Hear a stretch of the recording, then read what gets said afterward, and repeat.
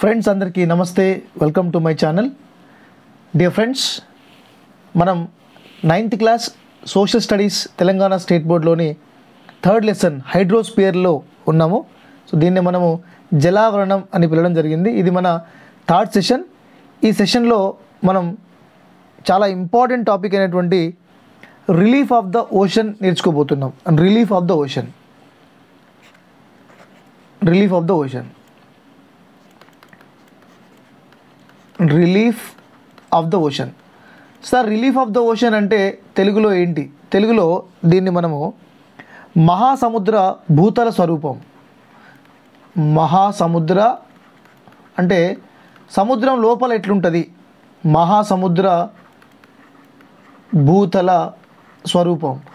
చాలా వరకు మనకి పైన నీళ్ళే కనిపిస్తాయి సముద్రంలో, కానీ సముద్రం లోపల, సముద్రం యొక్క అడుగు భాగాన, the bottom, the beneath of the ocean కూడా మనకు తెలిసి ఉండాలి. So relief of the ocean అంటే మనకి సముద్రం యొక్క అడుగు భాగం ఎలా ఉంటుంది, సముద్రం యొక్క నిర్మాణం ఎలా ఉంటుంది అనేది మనం నేర్చుకోబోతున్నాం. దాన్ని మనం ఇంగ్లీష్లో రిలీఫ్ ఆఫ్ ద ఓషన్ అంటాం, తెలుగులో మహాసముద్ర భూతల స్వరూపం అని చెప్పవచ్చు.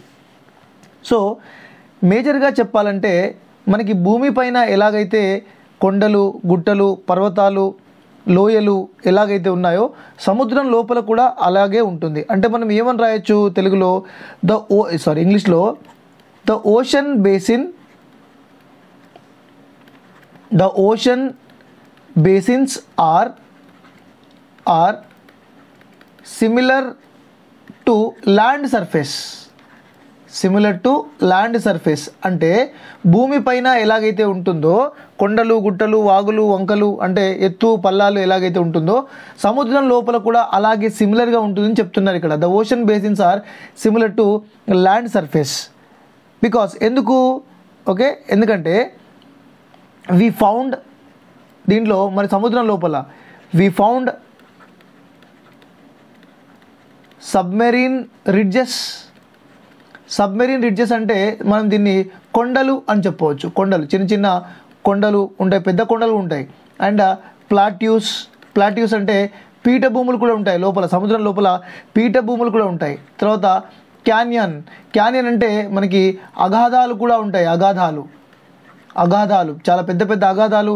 గ్రాండ్ క్యానియన్ ఆఫ్ కొలరాడో చూసాం కదా, పెద్ద పెద్ద అగాధాలు, లోయలు. ఓకే, అండ్ టెరాసెస్ కొంచెం ఎత్తైన భాగాలు కూడా ఎక్సెట్రా ఉంటాయి. సో ఇది relief of the ocean.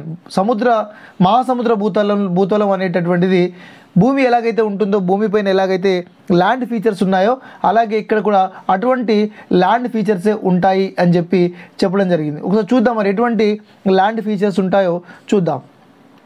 Point number 1, ocean floor can be divide into 4 parts. Ocean floor అంటే సముద్రం యొక్క అడుగు భాగం, సముద్రం యొక్క నేల. Ocean floor divided into 4 parts. దీన్ని 4 పార్ట్స్లో డివైడ్ చేయడం జరిగింది. So what are the 4 parts అనేటటువంటిది ఇప్పుడు మనం నేర్చుకోబోతున్నాం.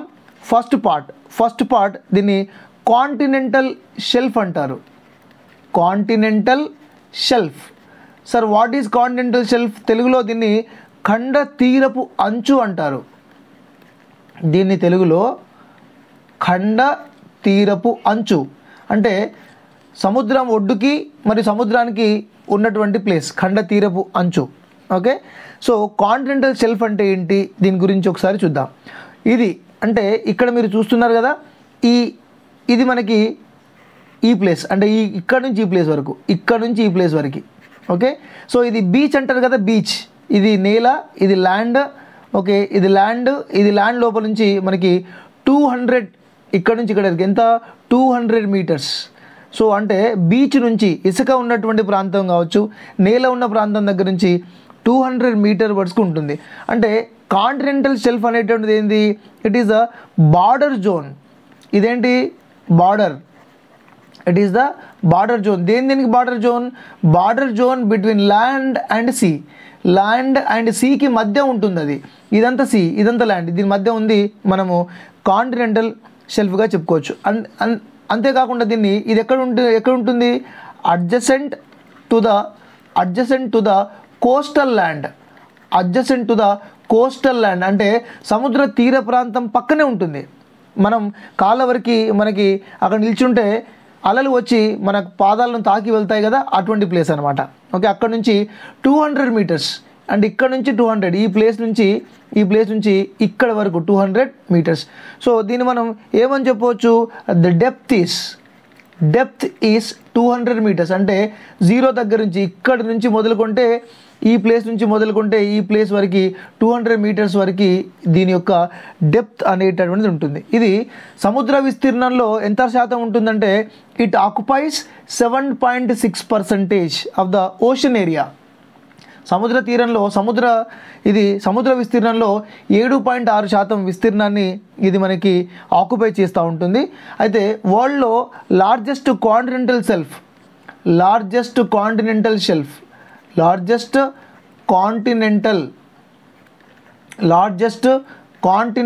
Shelf in the world is Siberian shelf. అంటే ప్రపంచంలో చాలా పెద్ద ఖండతీరపు అంచు, అతిపెద్ద ఖండతీరపు అంచు సైబీరియా యొక్క అంచు అని చెప్పొచ్చు. ఇది ఎక్కడ ఉంటుందంటే ఆర్కిటిక్ రీజన్లో ఉంటుంది. ఎక్కడ ఉంటుంది ఇది? Arctic reason. ఇది ఆర్కిటిక్ రీజన్లో ఉంటుంది. This is located in the Arctic reason. It is stretching about 1500 kilometres. My God, దీని యొక్క వెడల్పు 1500 కిలోమీటర్స్ దాకా ఉంటుంది దీని యొక్క width. Okay, so continental shelf అనుకున్నాం. కాంటినెంటల్ షెల్ఫ్ అనేటటువంటిది ఇది బార్డర్, ల్యాండ్కి సముద్రానికి మధ్య ఉన్నటువంటి బార్డర్ జోన్, లాస్ట్ జోన్ ఇది సముద్ర తీర ప్రాంతానికి అంచుగా ఉంటుంది. ఇక్కడ ఈ ప్లేస్, దీని యొక్క డెప్త్ ఎంత, లోతు ఎంత అంటే 200 మీటర్లు ఉంటుంది. సముద్ర విస్తీర్ణంలో 7.6% ఉంటుంది. Largest continental shelf in the world is Siberian shelf అని చెప్పొచ్చు. ఇది ఆర్కిటిక్ ప్రాంతంలో ఉంటుంది. దీని యొక్క వెడల్పు 1500 కిలోమీటర్లు అని చెప్పవచ్చు. This is very very important. ఖండతీరపు అంచు అనేటటువంటిది అసలు చాలా ఇంపార్టెంట్, మనుషులకి చాలా ఎక్కువగా ఇంపార్టెంట్ అయింది ఖండతీరపు అంచే. Continental shelf is very important. Why it is very very important? Why continental shelf is very very important? Because continental shelf it is very good for fish wealth. ఇక్కడ ఎక్కువగా ఫిష్ వెల్త్ ఉంటుంది, అంటే మత్స్య సంపద ఉంటుంది. ఇక్కడ మత్స్య సంపద ఎక్కువగా ఉంటుంది. అండ్ రెండోది ఇక్కడ మినరల్స్ ఎక్కువ ఉంటాయి. ఖండతీరపు అంచులో బీచ్ దగ్గరనే ఉంటాయి. బీచ్ దగ్గర నుంచి ఈ 200 మీటర్ దగ్గర ఉంటే ఎక్కువగా మినరల్స్ ఎక్కువ ఉంటాయి. సముద్రంలో మనకి దొరికే మినరల్స్ ఏంటి? Crude oil. We will get crude oil. అంతేనా? ఇంకేం దొరుకుతుంది? Natural gas. We get natural gas and crude oil from the continental shelf. And third one is it is very suitable. దేనికోసం suitable? It is very suitable for building ships. ఇది షిప్పుల నిర్మాణం, ఓడరేవులు నిర్మించడానికి చాలా చాలా ముఖ్యమైనటువంటిది. It's very very important. ఓడరేవుల నిర్మాణం ఎక్కువగా ఈ ఖండతీరపు అంచులోనే జరుగుతుంది. ఇది ఖండతీరపు అంచు అంటే. Okay, I hope you understand. మీకు అర్థమైంది అనుకుంటాను. ఇప్పుడు ఒకసారి మనం సెకండ్ చూద్దాం. ఖండతీరపు అంచు అయిపోయింది కదా. Now let's see the second one. ఇక్కడ మీకు కనిపిస్తుంది. Second one is slope. మీరు షెల్ఫ్ తర్వాత మీకు కనబడుతుంది కాంటినెంటల్ స్లోప్. సో స్లోప్ అంటే ఏంటి? వాలు. దీన్ని మనం తెలుగులో ఖండతీరపు వాలు అని చెప్పవచ్చు. ఖండతీరపు వాలు. ఒకసారి ఖండతీరపు వాలు ఏంటి, దీని యొక్క విశేషాలు ఏంటో చూసే ప్రయత్నం చేద్దాం. కాంటినెంటల్ స్లోప్ అంటే వాల్ కదా. ఇక్కడది అయిపోయిన తర్వాత ఇక్కడ చూడండి మీకు స్లోప్ కనబడుతుంది. స్లోప్ అంటే వాల్ కనబడుతుంది, ఇలా కిందికి వచ్చేసింది. అంటే సడన్గా ఇక్కడ మనకి డెప్త్ ఇంక్రీజ్ అయింది, సడన్గా లోతు అయిపోయింది, ఇట్లా వాల్ ఇంక్రీజ్ అయింది కదా. సో దీన్ని మనం కాంటినెంటల్ స్లోప్ అంటాం. స్లోప్ అంటే ఏంటి? వాలు. మరి ఇది ఈ కాంటినెంటల్ స్లోప్ ఎలా ఉంటుందంటే, ఇప్పుడు ఇంతకుముందు మనం 200 అని చెప్పుకున్నాం కదా depth. The depth of continental slope is 200 metres to 3000 metres. దీని యొక్క లోతు 200 నుంచి 3000 మీటర్స్ వరకు ఉంటుంది. And it is very complex. ఇది ఎందుకు కాంప్లెక్స్ అంటే దీంట్లో అనేక భూస్వరూపాలు ఉంటాయి. ఇక్కడనే అనేక భూస్వరూపాలు ఉంటాయి. డిఫరెంట్ భూస్వరూపాలు అనేటటువంటివి ఇక్కడే ఉంటాయి. ఇక్కడ చూడండి, ఇక్కడ మీకు గయోడ్స్ కనబడుతుంది. గయోడ్స్ ఇక్కడ ఏం కనబడుతుంది మీకు? గయోడ్స్. సో ఇక్కడ మీకు గయోడ్స్ కనబడుతుంది. ఇక్కడ మీకు చిన్న చిన్న అగాధాలు కనబడుతున్నాయి. ఇవి అగాధాలు. ఇక్కడ చూడండి కిందికి సబ్మెరైన్ క్యానియన్ ఉంది కదా, ఇక్కడ మనకి క్యానియన్ అంటే ఏంటంటే అగాధాలు. అగాధాలు అంటే లోయలు కనిపిస్తుంది, లోయ. ఓకే, లోయలు కనిపిస్తున్నాయి. గైడ్స్ అంటే ఏంటంటే, ఈ యొక్క గైడ్స్ అంటే ఏంటంటే చాలా ఇలా టేబుల్, ఇది ఫర్ ఎగ్జాంపుల్ ఇలా ఉంటుంది అనమాట. ఇది ఇలా ఉంటే దీన్ని మనం ఏమంటాం? మౌంటైన్ అంటాం. కానీ ఈ గైడ్స్కి ఎలా ఉంటుందంటే ఫ్లాట్ టాప్ ఉంటుంది. అంటే పైన భాగం ఎలా ఉంటుంది? సమానంగా ఉంటుంది. సముద్రం లోపల ఇది ఉంది కదా, సో దీని పైన భాగం ఇలా ఉంటుంది. అంటే గుట్టలా కాకుండా కొండలా కాకుండా ఫ్లాట్గా ఉంటుంది అనమాట. ఫ్లాట్గా ఉండేటటువంటి ఒక చిన్న కొండ లేదా గుట్ట అని చెప్పవచ్చు. అండ్ కాంటినెంటల్ స్లోప్, ఈ ఖండ తీరపు వాలు అనేటటువంటిది ఇది సముద్ర విస్తీర్ణంలో 15% ఉంటుంది. It occupies 15% of the ocean area. I repeat, it occupies 15% of the ocean area. మరి దీంట్లో మనకి ఈ కోతలు ఇక్కడ కట్ ఉన్నాయి కదా, ఇక్కడ కట్ చేసినట్టు ఉన్నాయి కదా, మరి కట్ ఎలా వచ్చింది? దేనివల్ల వచ్చిందంటే this is because of erosion. ఇది ఎరోషన్ అంటే ఏంటి? ఇక్కడ కోత జరిగింది. దేనివల్ల కోత జరిగింది? సముద్రం లోపల కూడా under the sea there is a huge flow, very fast flow will be there. So సముద్రం లోపల కూడా నదులు, హిమానీ నదాలు కానీ, ఓకే, తర్వాత రివర్స్ కానీ ఉంటాయి. ఓషన్ రివర్స్, సముద్రం లోపల కూడా దూరంగా ప్రవహించేటటువంటి రివర్స్ ఉంటాయి. మనకు కనబడే సముద్రం లోపల ప్రవేశిస్తాయి. అవి సముద్రం లోపల ప్రవహిస్తున్నటువంటి నదులు వీటిని కోసేస్తాయి. సో ఇక్కడ మనం దీనివల్ల ఇక్కడ మనకి క్యాన్యన్స్ అనేటటువంటివి. ఇది క్యాన్యన్ అంటే ఏంటిది? అగాధా లోయ. గైడ్స్ అంటే ఏంటి? గైడ్స్ అంటే టేబుల్ మౌంటైన్, అంటే ఒక చిన్న గుట్ట పైన మాత్రం ఫ్లాట్గా ఉంటుంది, పీటలాగా పైన మాత్రం ఫ్లాట్గా ఉంటుంది. ఓకే, ఇది నదుల కోత వల్ల ఏర్పడింది. నదుల కోత. ఈ టేబుల్ ఫ్లాట్ మౌంటైన్ కావచ్చు, లేదా ఇక్కడ మనం చూపిస్తున్నటువంటిది మీకు పిక్చర్లో చూపిస్తా. ఇంకో పిక్చర్లో ఒకసారి కనుక మీరు ఈ పిక్చర్ చూసినట్టయితే ఈ పార్ట్ అంతా కూడా పోయింది. This part is completely cut. So దీన్ని మనం ఏమంటాం? క్యాన్యన్. దీన్నే తెలుగులో అగాధాధరి లేదా లోయ అంటాం. సో ఈ బీచ్ దగ్గర నుంచి ఈ ప్లేస్ ఇది కాంటినెంటల్ షెల్ఫ్. స్లోప్ ఇది ఉంది కదా, స్లోప్, దీన్ని మనం స్లోప్ అన్నాం. ఓకే, సో ఇక్కడనే గైడ్స్ ఉంటాయి. గైడ్స్ అంటే ఇలా ఒక పైన, అంటే గుట్ట అంటే ఇలా వీ షేప్లో ఉంటుంది, బట్ ఇక్కడ మాత్రం గైడ్స్ అంటే టేబుల్ మౌంటైన్ లాగా ఉంటుంది అనమాట. పైన మాత్రం సాఫ్ట్గా ఉంటుంది. ఇలా గుట్ట ఇలా ఉంటుంది అనమాట. ఈ పైన భాగం ఏమైంది? పోయింది. సో ఇది కాంటినెంటల్ స్లోప్. ఇప్పటిదాకా మనం కాంటినెంటల్ స్లోప్ గురించి మాట్లాడాం. కాంటినెంటల్ స్లోప్లో చాలా రకరకాలైనటువంటి భూస్వరూపాలు ఉంటాయి. కాంటినెంటల్ స్లోప్లో ఉన్నటువంటి భూస్వరూపాలు ఏంటి? కాంటినెంటల్ స్లోప్లో 2 భూస్వరూపాలు ఉంటాయి. ఒకటి క్యానియన్ ఉంటుంది, ఇంకోటి గైడ్స్ ఉంటాయి. క్యానియన్ అంటే ఇలా నదుల వల్ల కోసినటువంటి ప్రదేశం. ఇవి గైడ్స్. ఓకే, సో ఇది మనకి కాంటినెంటల్ స్లోప్. ఇది ఖండ తీరపు వాలు అని చెప్పొచ్చు. ఇప్పుడు నెక్స్ట్ మనది డీప్ సీ ప్లేన్. అంటే భూమిపైన ఎలాగైతే మైదానాలు ఉన్నాయో, భూమిపైన ఎలాగైతే ఫ్లాట్ ఏరియాస్ ఉన్నాయో, సముద్రం లోపల కూడా ఫ్లాట్గా ఉంటుందంట. మనకు తెలియదు, పైన చూస్తేనేమో సముద్రం అబ్బో ఇంత లోతుకుంటుందా అని అనుకుంటాం, కానీ సముద్రం లోపల కూడా చాలా ఫ్లాట్గా ఉన్నటువంటి ఏరియాస్ ఉంటాయి. ఇప్పుడు చూడండి, ఇక్కడి నుంచి ఇక్కడ వరకు మొత్తం ఫ్లాట్గా ఉంది చూడండి, మళ్ళీ ఇక్కడ నుంచి ఇక్కడ మొత్తం ఫ్లాట్గా ఉంది. సో దీన్నే మనము డీప్ సీ ప్లేన్ అంటాం. దీన్నే మనము తెలుగులో మహాసముద్ర మైదానాలు అంటారు. దీన్నే మహాసముద్ర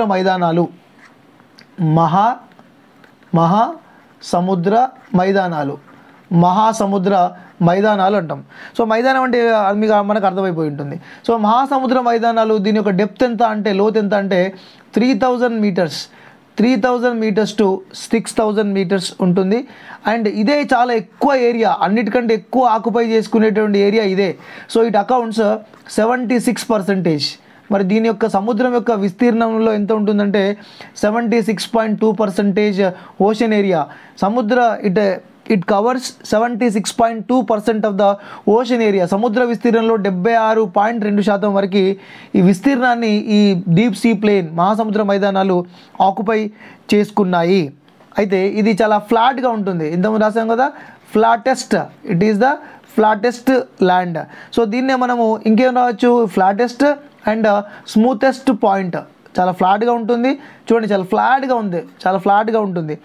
ఓకే, అండ్ ఇట్స్ చాలా అక్కడక్కడ ఎలా ఉంటుందంటే వాల్ అనేటువంటి తక్కువగా ఉంటుంది. ఇక్కడ చూడండి, వాల్ ఎక్కువ ఉంది. Slope is very high, but ఇక్కడ వాల్ చాలా తక్కువగా ఉంటుంది. జెంటిల్ స్లోప్ అంటే దీన్ని మనం ఏం రాయొచ్చు, స్లోప్ ఈజ్ జెంటిల్ అంటే వాలు అనేటటువంటి తక్కువ ఉంటుంది. వాల్ అంటే చూడండి ఇలా ఉందనుకోండి, ఈ నేలకి ఇలా వాల్ ఎక్కువ ఉండడం, వాలు తక్కువ ఉండడం అంటే ఇలా, వాల్ అంటే ఇలా వాల్ తక్కువ ఉండడం ఇలా. ఓకే, ఇలా ఉండడం ఇలా. సో స్లాంటింగ్, భూమి అనేటువంటి కొంచెం తక్కువ స్లాంటింగ్తో ఉంటుంది. అండ్ ఇది మనకి ఈ గయోడ్స్ కూడా మనకి ఎక్కువగా గయోడ్స్ కూడా మనకి సముద్ర మైదానాలు. ఇంతకుముందు మనం కాంటినెంటల్ స్లోప్లో అనుకున్నాం, బట్ ఎడ్జెస్లో ఉన్నాయి చూడండి, కాంటినెంటల్ స్లోప్కి ఎడ్జెస్కి అండ్ ఈ కాంటినెంటల్ డీప్ సీ ప్లేన్ దగ్గర ఎక్కువగా గైడ్స్ మనకి కనబడతాయి. సో గైడ్స్ అనేటటువంటిది ఈ జాయింట్ ప్లేస్లో కనబడతాయి ఎక్కువ మనకి. అంటే మనకి సబ్మెరైన్ క్యాన్యన్స్ దగ్గరగా లేదా కాంటినెంటల్ స్లోపు మరియు డీప్ సీ ప్లేన్కి దగ్గరగా మనకి గైడ్స్ అనేటువంటి కనబడతాయి. సో ఇంగ్లీష్లో రాయాలంటే గైడ్స్ అంటే ఎలా రాస్తారంటే ఫ్లాట్ టాప్డ్ సీ మౌంటైన్ రాయొచ్చు. ఫ్లాట్ టాప్డ్ సీ మౌంటైన్ రాయొచ్చు. అంటే అంటే పైన ప్రదేశం సమతలంగా ఉన్నటువంటి పర్వతం లేదా కొండ అని రాయొచ్చు. కొండ యొక్క పైన సమతలంగా ఉంటుందన్నమాట. ఓకే, సో ఇది మనకి డీప్ సీ ప్లేన్ అయిపోయింది.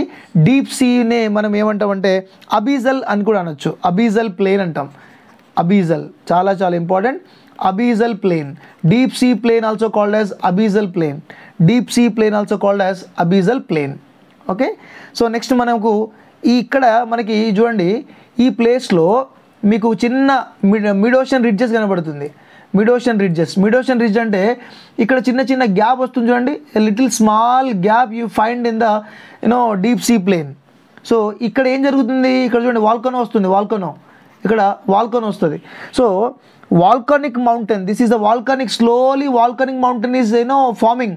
స్లోగా వాల్కానిక్ మౌంటైన్ ఫామ్ అవుతుంది ఇక్కడ. ఓకే, అండ్ ఇక్కడ నుంచి లావా వచ్చిన తర్వాత ఏమవుతుంది, lava will pour from this side. So lava మొత్తం ఇక్కడ నుంచి ఇక్కడికి పైన స్ప్రెడ్ అవుతుంది. సో లావా ఇవన్నీ gap, these are the cracks. ఇక్కడ ఏం జరిగింది, క్రాక్స్ జరుగుతుంది. క్రాక్స్ అంటే ఇక్కడ నెర్రెలు వస్తుంది, అంటే పగులుతుంది. ఇక్కడ ల్యాండ్ సముద్రం లోపల ల్యాండ్ పగులుతుంది. సో సముద్రం లోపల ల్యాండ్ మెల్లమెల్ల పగిలిన తర్వాత దాని లోపల నుంచి ఏమొస్తుంది, మనకి ఈ లావా బయటకు వచ్చి లావా మొత్తం పోస్తుంది అనమాట. సో దీన్ని మనం ఏమంటామంటే mid ocean ridges. So mid ocean ridges అంటే మీరు ఏం రాస్తారు, మిడ్ ఓషన్ రిడ్జెస్ అనేటువంటిది అగ్ని పర్వతాల వల్ల ఏర్పడతాయి.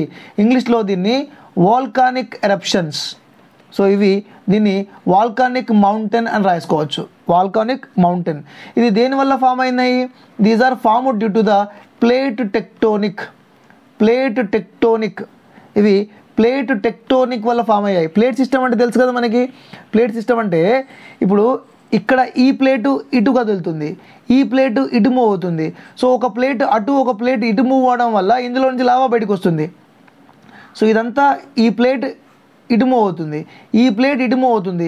అంటే ఇలా రెండు ప్లేట్ ఇటు మూవ్ అయిన తర్వాత లోపల ఉన్నటువంటి లావా కాస్త బయటకు వచ్చి ఈ ఏరియా అంతా స్ప్రెడ్ అవుతుంది.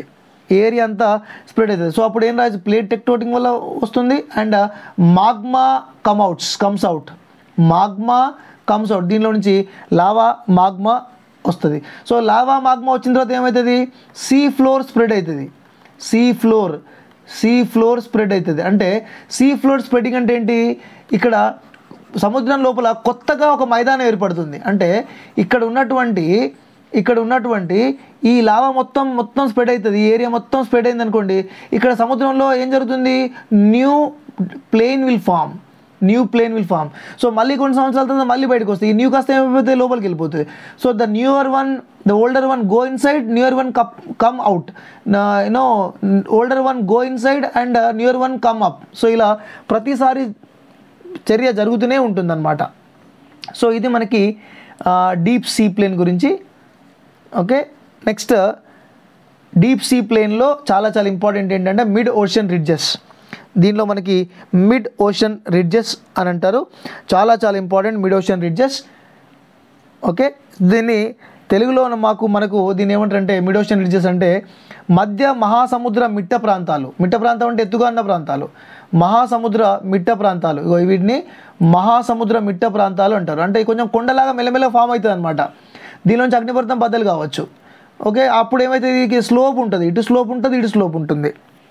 Hope you understand. నెక్స్ట్ తర్వాత మనకి డీప్ ఓషనిక్ డీప్ ట్రెంచెస్ అంటే తెలుగులో దీన్ని ఏమంటారంటే మహాసముద్ర అగాధాలు అంటాం. అగాధం అంటే ఇంకా అగాధాలు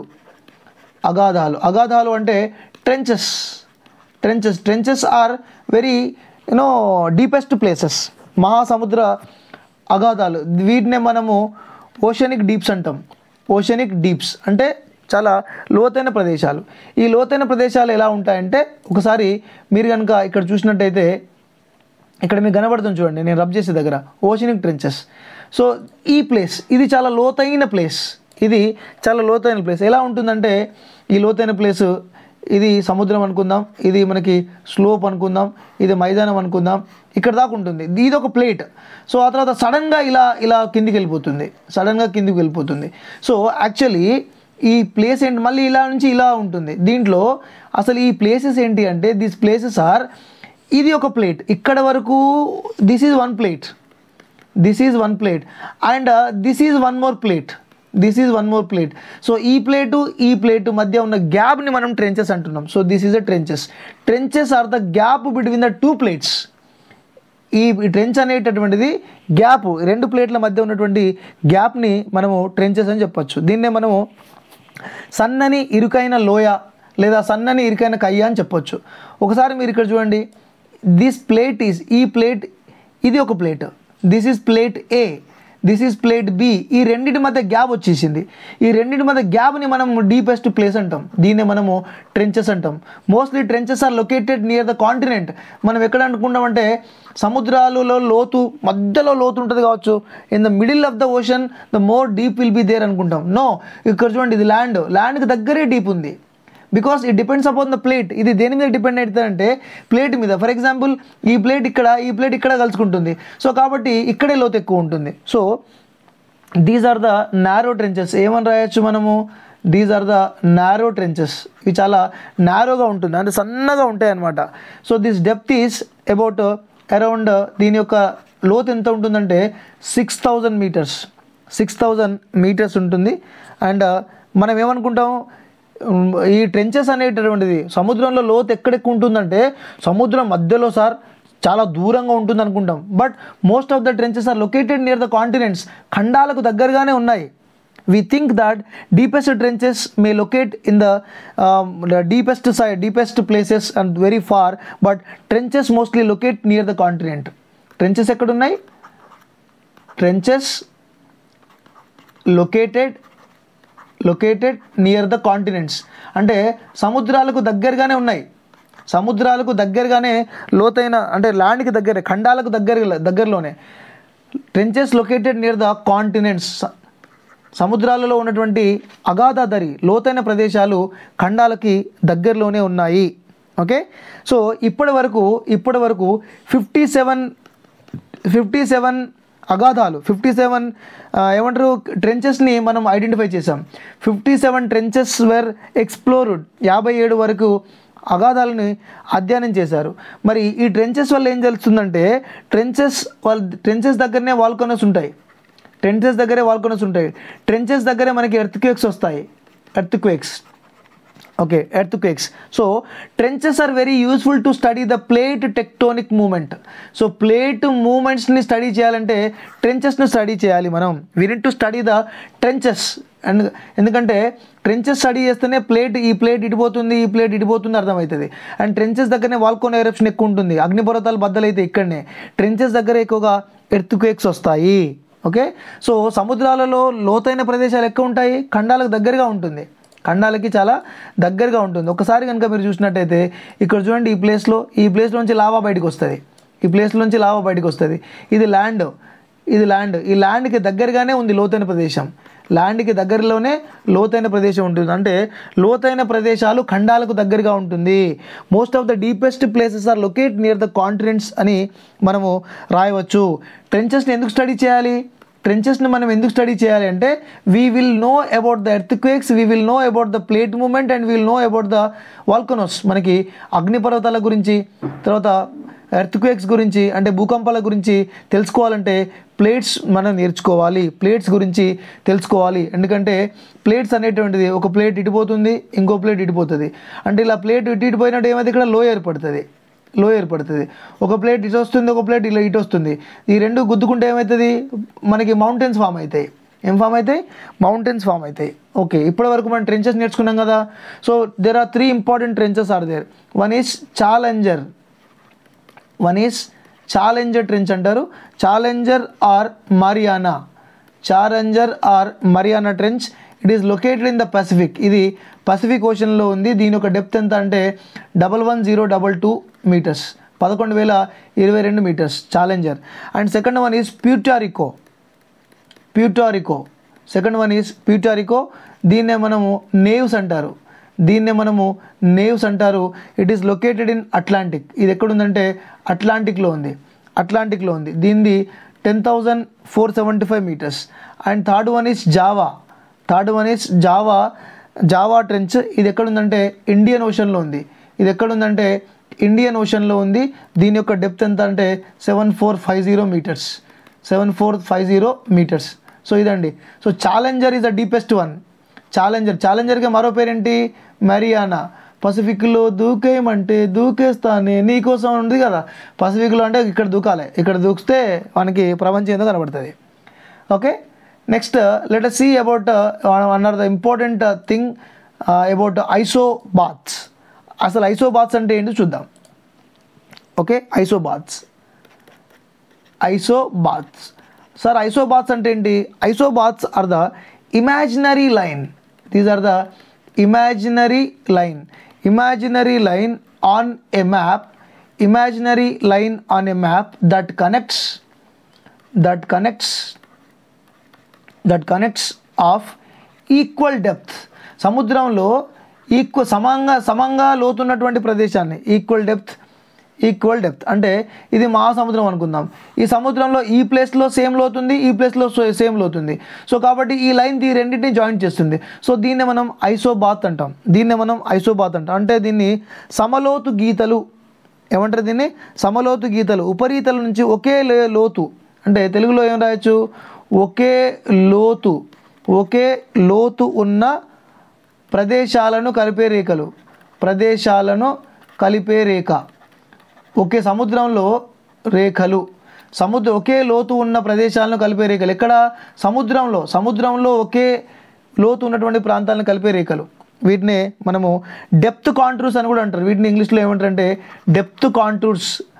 8th క్లాస్లో మనం కాంటూర్స్ నేర్చుకున్నాం కదా, డెప్త్ కాంటూర్స్ అని కూడా అంటారు. A line joining points on the sea bed at an equal vertical distance beneath the surface referred as depth contours అని చెప్పొచ్చు. వీటిని కాంటూర్ అని కూడా అంటారు.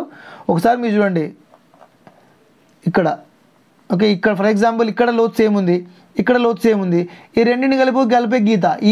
ఈ పాయింట్ ఏని పాయింట్ బిని ఇక్కడ సేమ్ ఉంది, పాయింట్ సి ఇక్కడ పాయింట్ సేమ్ ఉంది డి. సో ఈ రేఖలు మనం ఏమంటామంటే ఐసోబాత్. చాలా ఇంపార్టెంట్. ఐసోబాత్ అంటే ఏంటి? సమలోతు వీటిని సమలోతు గీతలు అంటారు. చాలా చాలా ఇంపార్టెంట్. సమలోతు గీతలు అంటే ఉపరితలం నుంచి ఒకే లోతులో ఉన్న సముద్రపు నేల, ఒకే లోతున్నటువంటి ప్రాంతాలను కలిపేటటువంటి రేఖగా మనం చెప్పవచ్చు. సో ఇదండి సముద్రం యొక్క నిర్మాణం. ఒకసారి మీరు చూడండి, ఇక్కడ ఇది ప్లేన్ అంటాం, దీన్ని ప్లేన్, ఇది స్లోపు, ఇది ల్యాండ్, ఇది మనకి కాంటినెంటల్ ఏమంటారు, దీన్ని కాంటినెంటల్ షెల్ఫ్. సో మ్యాప్ ద్వారా నేర్చుకుంటే మీకు చాలా ఈజీగా వస్తుంది. ఇవి రిడ్జెస్, ఇవి మిట్ట ప్రాంతాలు అంటారు, మహాసముద్ర మిట్ట ప్రాంతాలు ఇవి. ఇది ట్రెంచ్ ఎక్కడుంది, ఇది ఖండాలకు దగ్గరగా ఉంది కదా, ఖండాల దగ్గరే ఉంది, ఖండాల దగ్గర ఎక్కడో దూరం లేదు. ఇదొక ప్లేటు, ఇది ప్లేట్ ఏ, ఇది ప్లేట్ బి. సో ఈ ప్లేట్ మధ్య ఈ ప్లేట్ రెండు కలిసిపోతుంది ఇక్కడ. సో కాబట్టి ఇక్కడ మధ్యలో గ్యాప్ వచ్చింది. రెండు ప్లేటు కలిసేటటువంటి గ్యాప్నే మనము ట్రెంచ్ అంటాం. Trench are the gaps between the two plates. ఇది గయోట్ అంటాం. గయోట్ అంటే మీరు గయోట్ని గమనించండి, గయోట్ని గమనిస్తే పైన ఫ్లాట్గా ఉంది. ఓకే, ఇదండి. Thank you all of you.